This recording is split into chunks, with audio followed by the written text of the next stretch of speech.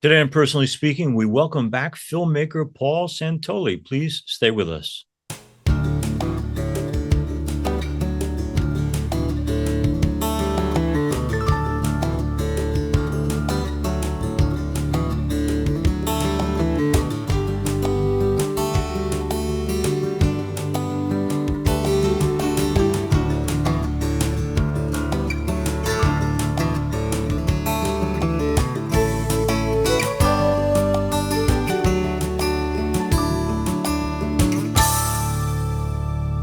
Hello and welcome to Personally Speaking. I'm your host, Monsignor Jim Lasanti, and filmmaker Paul Santoli joins me now. Paul is a producer, writer, actor, and director from Massapequa, Long Island, New York. We first had Paul on, Personally Speaking, in 2016. His production company, Donut Productions, is a sketch comedy channel on YouTube, and he's written and acted in more than 40 comedic videos. Recently, Paul wrote, stars in, and directed his first feature film. It's called Because of Mika, which is available on Amazon Prime. Paul is here with us in the studio to talk today about his life, his family, his faith, and his passion for performing and the creative arts. Joining me now, I'm so pleased to welcome back to Personally Speaking, filmmaker Paul Santoli. Before we go to our interview with Paul Santoli, let's listen to and watch a clip from his film, Because of Mika. Yo, what's up? Dude, the dog is dead. You killed it. No, it's already dead. Gino is just an average kid. Like I'm disrespectful to the family. Who sold pizzas, weed, and ignored his past to get by. Yeah, I don't have an answer yet. But his life soon gets turned upside down when he finds a dog with one small issue. Dude, there's no dog. What are you talking about? There is no Mika, psycho. She's dead. She died. What? It's a spirit. Yeah, I don't follow. I told her I found your dog, and she told me your dog is dead. So I took a picture of the dog with my phone, and nothing came up because the dog is dead. Now, the only one can see this dead dog, and I'm freaking out, man. How many edibles did you eat? Danny, I'm not hot. She's saying something about a dog. Yeah, I'm being followed by a dead dog, so. Heard that.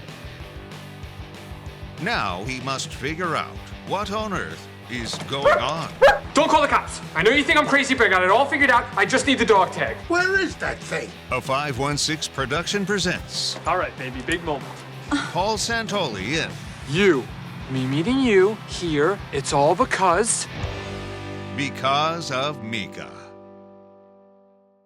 Welcome to Personally Speaking. I'm your host, Monsignor Jim Lasanti. Paul Santoli is my guest today. We're going to talk about a lot of things, but one of the things I want to talk about is a film that he both produced and directed and wrote and stars in. But before we do that, Paul, this week I got to do first of all, welcome back to the show.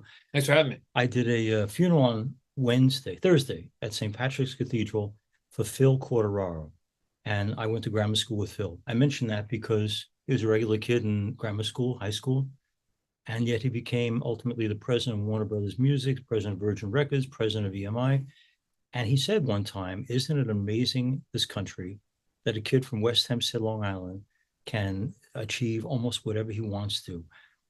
You've now come out with a film that looked impossible for someone coming from Long Island with not a whole lot of backing, but you made it happen.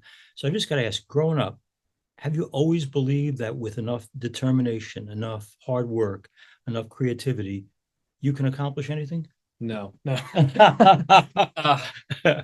Honestly, I got to give credit to my mom.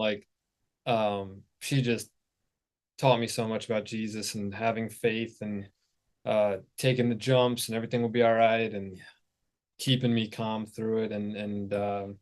Yeah, my goal with this movie was just to make one tangible movie, start to finish, that made sense. Right. And honestly, yeah, I mean, the miracles we had on set, and we had a lot of people reach out and try to make something, just were so helpful, and turned out to be a great project. And I'm speechless at the amount of people that contributed, Some background, when I met Paul, he was working at a pizzeria in town. I still am. And when he told me about his dream to be a creative artist and to make movies and act, I thought, that's a nice idea for a kid from the Massapequa area, but, let's be realistic.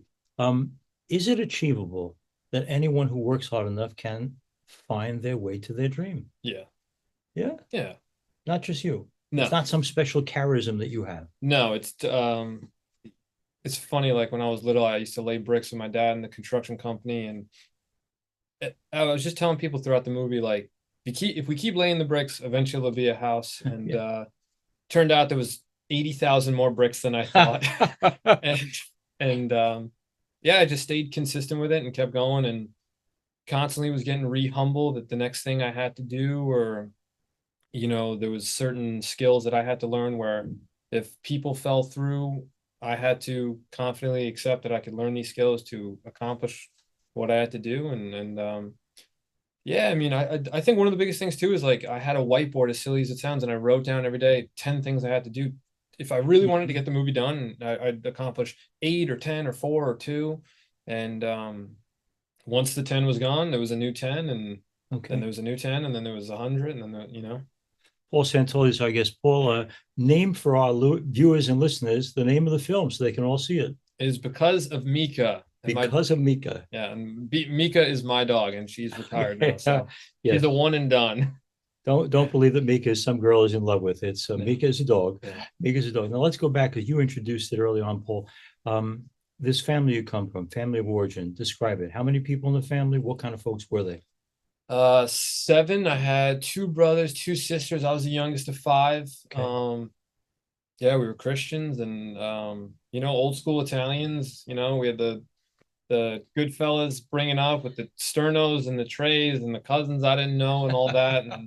And yeah, I mean, we just hardworking, disciplined people. And Okay. yeah. And along the path, you talk about your mother's faith, but your mom and you have had some interesting and really difficult challenges in terms of loss of family members. Do you remember what you thought at the time, and how did you get through it? I think that God taught me at a young age that it's not that I think a lot of people think that people don't care when a tragedy happens, but everybody's going to go through it. And I think I understood the responsibility that I'm blessed that not in an egotistical way, but some people look up to me that I've gone through the experiences, and I can help them through the experiences. And I'm happy to do that also. So I think I was given that responsibility at a young age, to kind of mature earlier than I wanted to. Yeah. For those who don't know Paul's background, 2 of his brothers are in heaven. His dad's in heaven. When that happens and people you love pass on, any inclination to bitterness, angry, why doesn't God give us a happy ending? So I used to get angry. And then, based on how the world's been the last 5 years, I think anyone that goes is, it's not the worst thing in the world. But no, I know I'll see them again, and I've seen them in my dreams. My mom's seen them in their dreams, and that's why, like, believing in heaven and knowing that this world is, for me, like, it's a temporary platform where I'm just trying to do the right thing and pass the test and learn my lessons and do the best I could do, leave some things behind, like Because of Mika, and yeah, I'll see them at the end of the race. I don't know when that is. But Paul is originally, as I mentioned, from Long Island, and he's working here and living here, and then he decides to go to Los Angeles to get his creative art career going. But Mom is on this side. When you're the surviving son, how much pressure or guilt is there to stay where you are, take care of the family, put your dreams aside, and just plant yourself where you grew up? a lot. Yeah. I think that, I always felt guilt that I missed time with my dog and my family and my sisters. So whenever I'm home, I try to be home and spend as much time with them as I can. And I think that something that helped me is, I drove there in 2019 with a friend when we first went out there. So to see how far Los Angeles is from Massapequa, like, really put me into perspective that when I'm here, don't waste any time and make the most of it and capitalize on your opportunities and roll my dice as much as I can, because I was so blessed. I always had a place to come home to. But I don't feel guilt because I'm just trying to floor it while I'm out there. Like, just much as Why do you have to be there? Is it possible to have a creative arts career in film from New York? Yeah. Yeah. I mean, the next movie on my bucket list, I just got to shoot one in Hollywood. I wrote a comedy for Hollywood. It's like A Weekend at Bernie's, and Okay. it has to be out there. But I just wrote a lacrosse movie with, he was a production assistant, Steve, Because of Mika, and we just finished that at home in New York. So it can be done. In New York City, there's things that could be done, but Yeah, I mean, I like LA with the weather and stuff. Yeah, what's not to 26 like? degrees yesterday. It was terrible. Paul Santoli is our guest. Paul, as I said, has directed and has written and has produced and has starred in. I got to ask you, when I look up the making of movies, I'm always stunned by what it costs to make a movie. So I got to ask you, since you didn't go out there as a multi-millionaire and you had to, in some way, find a way to fund this, how much money does it take to make a movie, and how in the world do you find the money? So my strategy was to fundraise as much as I could. And then once I saw that slowing down, I didn't want that to eat into rent payments. So I just tried to, I think it's Tony Robbins that said, be resourceful as you can. So I just, you know, tried to really go back and see what favors I could pull, you know, with the amount of money I had. But yeah, this whole million, 2 million, 3 million thing, like a lot of young filmmakers, they're like, I want $1 million to shoot my first movie. And I wish them the best and I hope they get it. But I don't know if I'll get that on my third one. Like, right. So I just tried to be smart with the money, make the most of what I could, and tried to make sure the blueprint of the script. I was telling Lisa that we just watched The Driver yesterday with Ryan O'Neal. Right. And it's shot handheld, but like the racing scene was the coolest thing I've ever seen in my life. And that movie's 1978. So I think a lot of people put pressure on the quality of the movie versus the quality of the story. Right.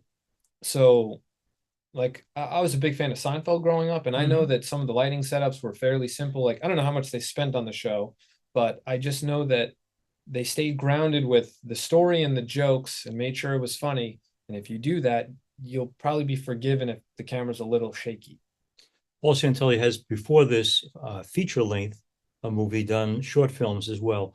I mentioned that because I wonder whether the short films or the long film, because of Mika, do you read criticism? Do you go online to find out what people think? How important is it? I'm thinking of our guest last week was Michael Urie, who's starring in Spamalot on Broadway. Oh, nice. And he said he purposely does not read reviews because he said if they're critical, it may make me insecure, and if they're positive, I might believe my press.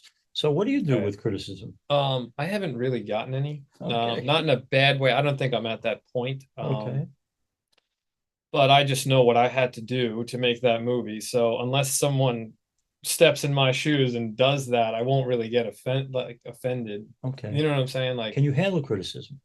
Yeah, I mean, there's a book called The Four Agreements, and one of them is don't take anything personally. And if someone's lashing out at me, unless I met them and punched them in the face, I don't know. You know what I'm saying? Like, right. So like even Joe Coy yesterday just got crushed because he did the Golden Globes and he did a terrible job. But I think he's a phenomenal comedian, and he had 10 days to do that and he didn't do well, and some of the jokes were messed up. So it's like, I think critics are dying to turn on you. So I know one day, I'll do something where, and I think it's just you think you can, and if it's constructive, where someone gives you an idea that might benefit you, then you should listen, right? I'm flattered when people do, and they really sincerely try to help me. Like even on this set, I wasn't trying to direct, produce, act, and all that. Like I was just simply doing that because we didn't have the budget to hire a director, to hire an assistant director. Like, so anyone that was teaching me things in the middle of it, I was glad that they were doing a little more than they had to. And everyone on this movie set did a little more than they had to. That's one of the biggest reasons why this movie got made. Like I took on like a lot of responsibilities, but our script supervisor, Regina, she was making the call sheets. Like Becky taught me how to produce and was finalizing the contracts for me. And, everyone was doing so much more. So one of the great expenses in any art form is paying the dogs. You're paying the dog, but is working with unions. Did you have to work with unions? So I didn't, because at the time with the COVID tests, it would have cost me like 30 grand to be testing everyone regularly. Wow. So I didn't. And also PETA called me and they wanted me, like, they were worried about the dog. Right. So, sure. Because you're so abusive. Yeah. Yeah. So they they call me, we're just wondering like what's going on set. And I go, the thing eats better than I do. I left them a voicemail. They never got back to me, but like Mika was eating better than me. I mean, tell us I want to know about Mika. Where did you find Mika? Whose dog is Mika?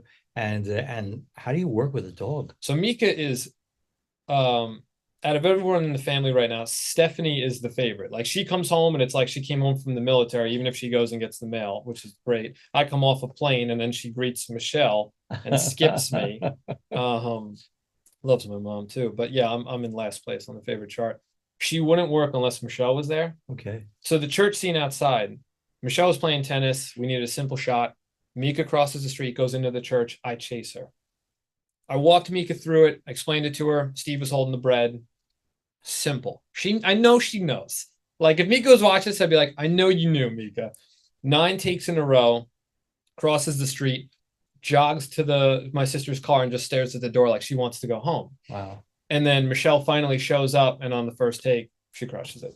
So Mika is a family dog. Yeah, Mika's yeah. And how old is Mika? She is 10 now. She was 8 on set. Is she demanding a new contract? No. Yeah, she's retired though. I don't think she'll work. She got another job though, which was ridiculous. This could insult any number of people. Would you rather direct a dog or a person? I mean, Mika's easy going.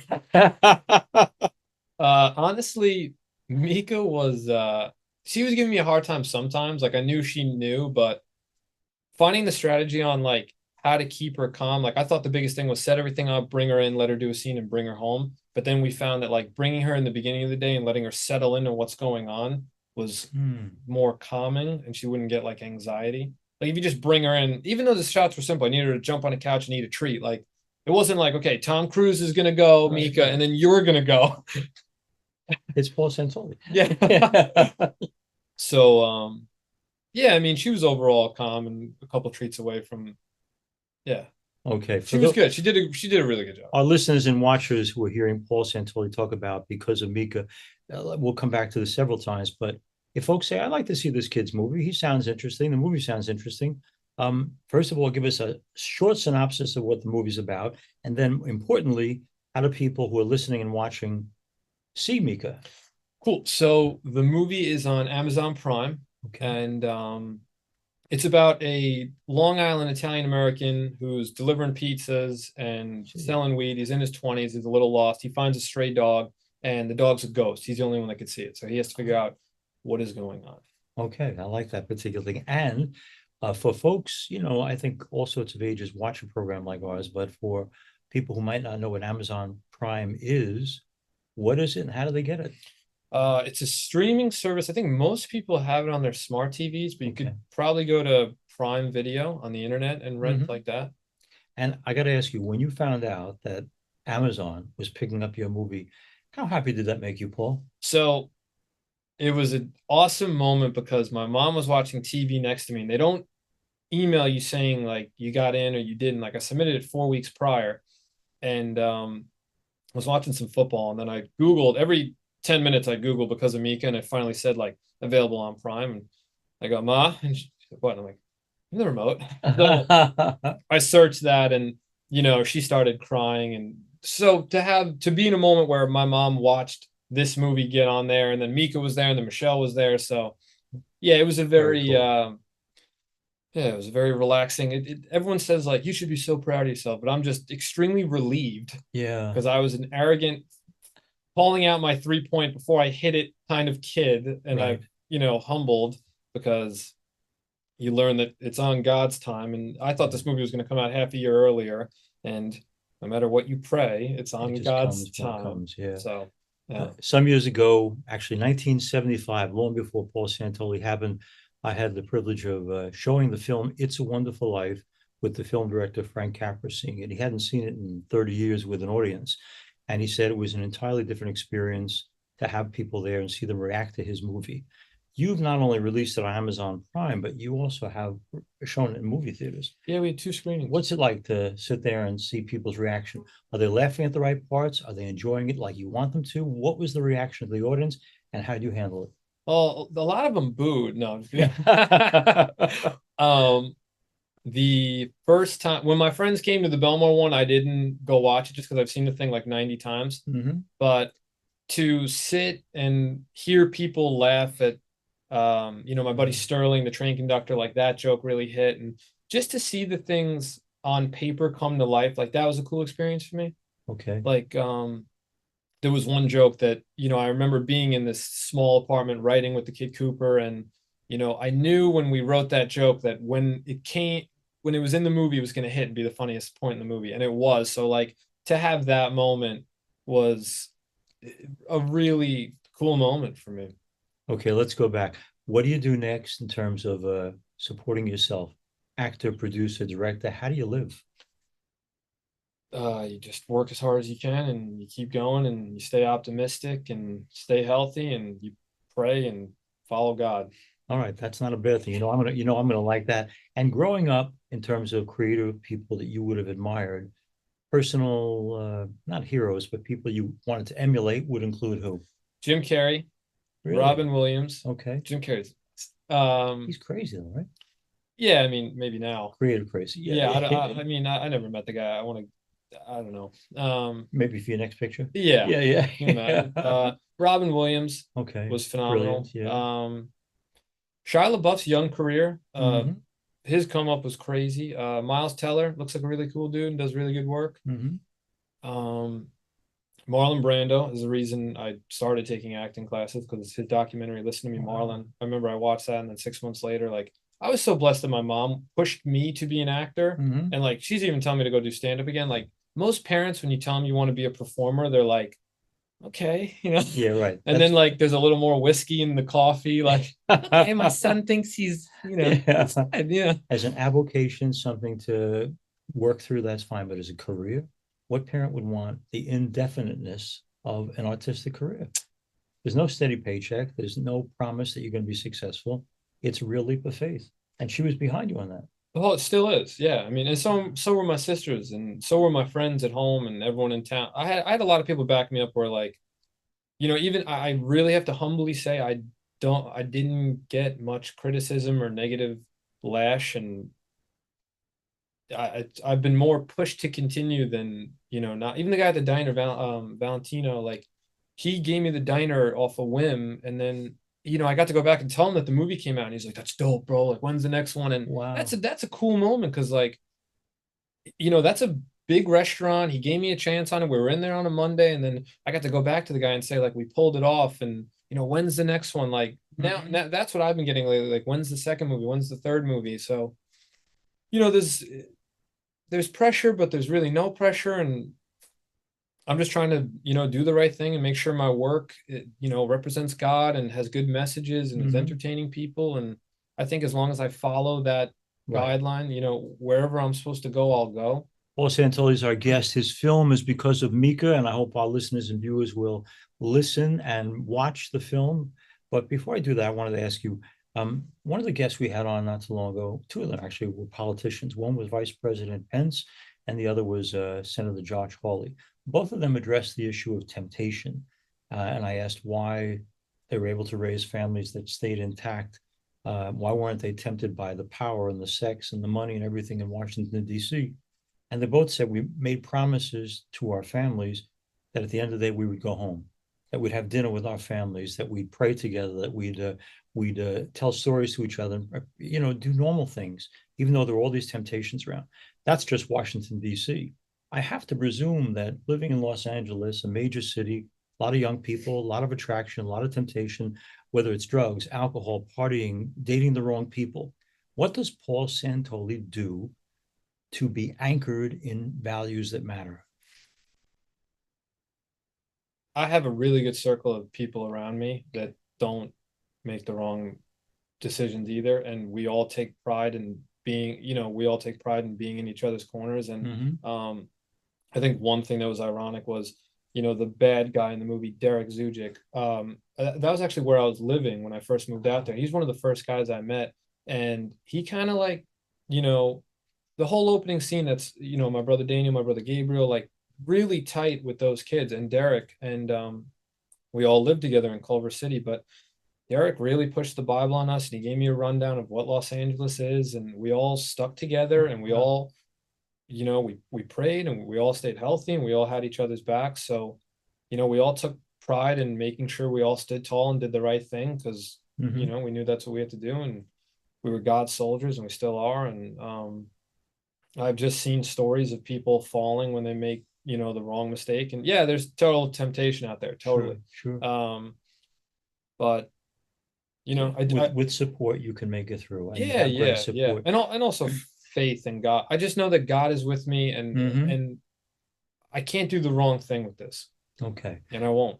I want to, in the last moments of our time with Paul Santoli, before he wings back to the other coast, again, my listeners and my watchers, would you tell them, please, how do they find Because of Mika? Okay, Because of Mika is on Amazon Prime, where you can rent and buy it. And my Instagram is @PaulSantoli, where you can see some behind the scenes about it and some of the cast and crew that talk about it.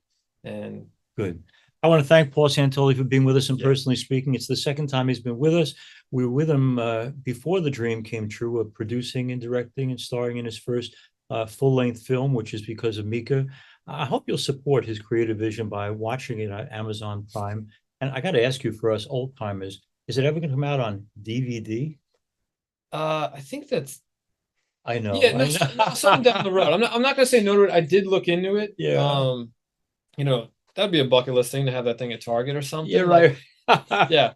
Soonish. Soonish. We had an actor on, and I said at the end of our interview, we give everybody a CD copy that they can take home of the interview. And he said to me, young actor that he was, like, what's a CD? So it's a different world. The streaming world is in. I mean, getting it's people to very go to the theater was Yeah. a pain in the leg. So I'm very, very happy when someone like Paul has a dream and makes it happen because of the belief he has in God and family and the friends around him.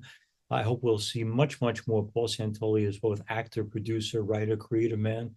Most importantly, he doesn't take all the credit for what's happened in producing his first serious, lengthy film. He gives a lot of credit to the friends, family, and God who have made him who he is. And I'm so thankful to him for that. Paul Santoli, thanks for being with us. hey, thanks again. Who's better than you? See you next week. I want to thank you for being with us and Personally Speaking. If you need to reach me for any reason, you can write me at personallyspeakingpodcast@gmail.com. You probably listen to this program on the Catholic channel, channel 129. You can also watch us on YouTube at Personally Speaking with Monsignor Jim Santi. We're also on Facebook at Personally Speaking with Monsignor Jim Santi, as well as Instagram at Personally Speaking Podcast. I'm privileged to serve as host and executive producer, Personally Speaking. Our producer is Lisa Jadovitz. Thanks so much for joining us. We'll be with you again next time on Personally Speaking.